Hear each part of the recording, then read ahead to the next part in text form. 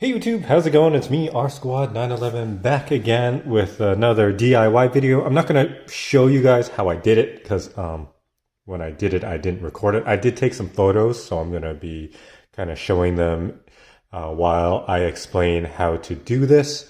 But I've been getting a lot of messages and a lot of questions about me doing the switch that I put underneath the cover here so when I remove the Cyclotron cover, it activates my Cyclotron LED kit that is inside the cake there. And you can buy that kit on my Etsy store, Sticky Graphics Canada. I'll put a link below. But basically, I am going to explain how I did it, and hopefully you guys can understand and do something like that yourself. You can go on Amazon and buy either one of these switches. I'm using this one. This is a microwave switch.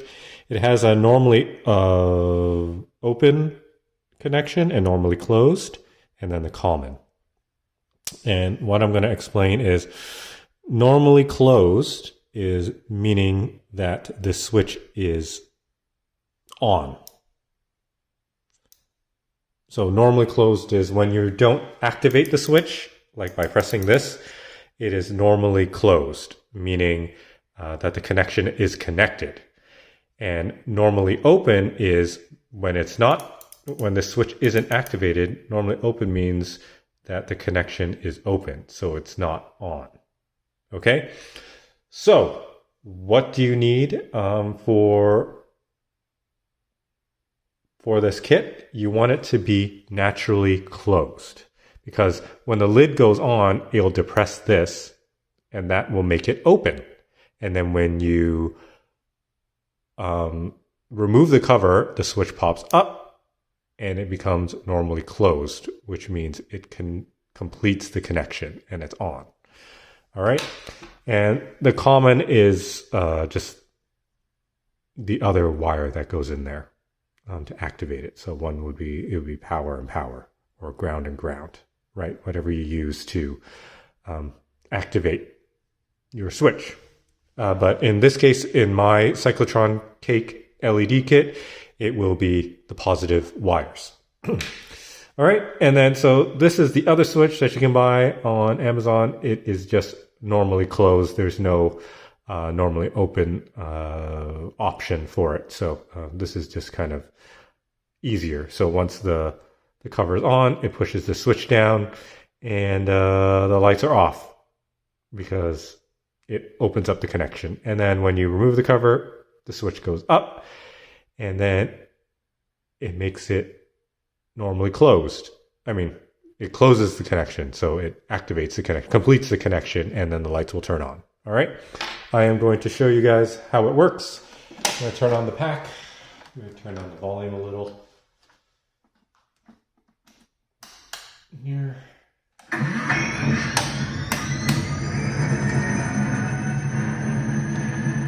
Cyclotron is ramping up. Turn it down a little bit more. So you can see here when I remove the Cyclotron cover. So you can see that it already kind of pushes it off. It's just because that this is pretty strong. This is pretty strong too. So it will push the cover off like so. And there you go. There is the Cyclotron cake with the LEDs in it, and it is flashing. So this is my microwave switch there. And when I press the button, LEDs turn off, because that's when it's normally closed like that, when the button is not pressed down, right? In its natural state, it's normally closed. So it closes the connection, lets the power through, lights up the LEDs. When you put the cover on, it breaks the connection and everything turns off. All right. Do you really need this switch? No, not really. I just did it because I thought it was fun.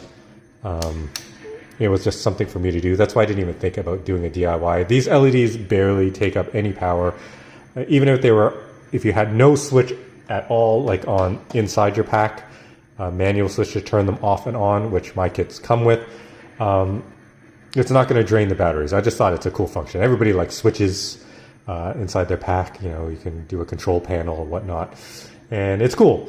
But if you just want to go that extra little bit and add a cool factor to your pack, this is something to do. So I chose to put it here because in this area here, there's nothing in the way. So what you're going to have to do is, I took the switch here and I kind of like rested it up against where I wanted to put it on the pack. And then I masked it off with painter's tape just to know where it was going to sit. So I had the shape of it. And then I took my Dremel, well, I drilled 4 holes in the corner, and then I just took my Dremel and Dremeled out the shape of this switch.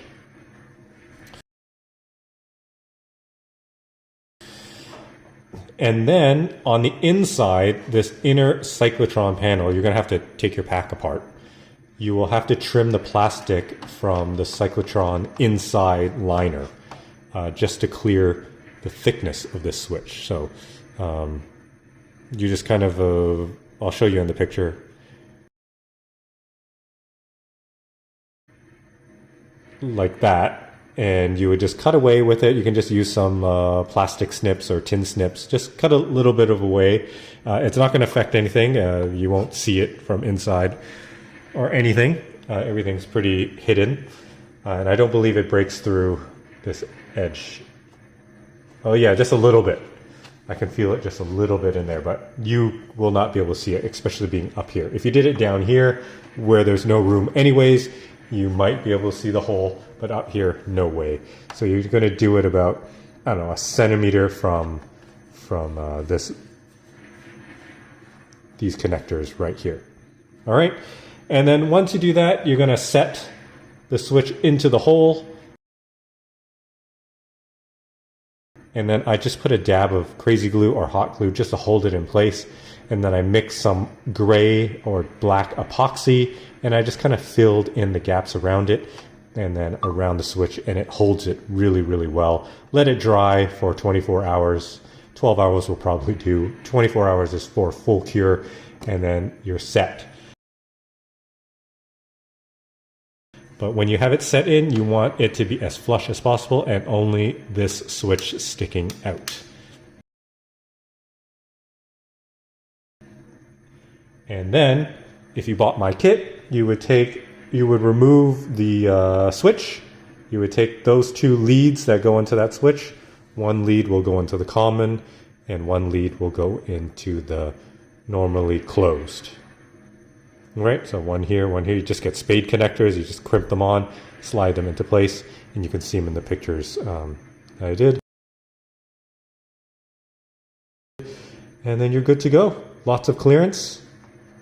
All right, so this is the way it faces, and these will face that way. You'll have lots of space to put in the Spade connectors. If you don't want to do Spade connectors, you can just solder it straight onto this connection. Just put the wire through, twist it on, solder it on, and you have your own cool microwave switch there. I highly recommend the microwave switch more than this one. This one, you would have to drill a hole in your pack and kind of like press fit it in, but when the switch is fully depressed, if it's sitting on top, what can I use here? When it's sitting on top like so, you already have that extra thickness of the base and the button because it doesn't go all the way in. So it might get in the way of the cover actually latching on. Whereas this, literally, once you push the button in, everything is flush. So I highly recommend that you get this, the microwave switch, and you would put it on. Again, I can't stress this enough. Normally closed and on common. You will not be using normally open. It just doesn't work that way. If it was open, that means the connection isn't connected, and as soon as you put the cover on and you depress this button, then it actually makes the connection. All right, so you want the opposite.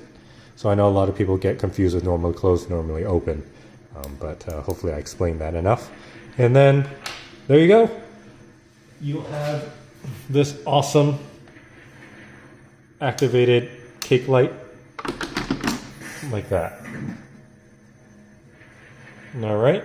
And if you did buy my kit, the switch that you put up here will no longer be used, or wherever you put it. I don't know where you guys did it, but you might have to, because it might not reach all the way down here, you might have to cut those wires off of the switch, connect them together, solder them together, and heat shrink them, and then follow that red wire all the way down where it will be closer to this, and then you would cut it there and then connect it to the switch.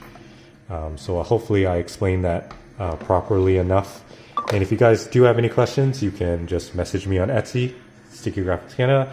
I usually reply within a day or sooner. Just sometimes I'm at work or I can't answer right away, but I will answer you. Or you can just comment below and I will try to help you there. But if you have lots of questions, it's probably better to private message me on Etsy.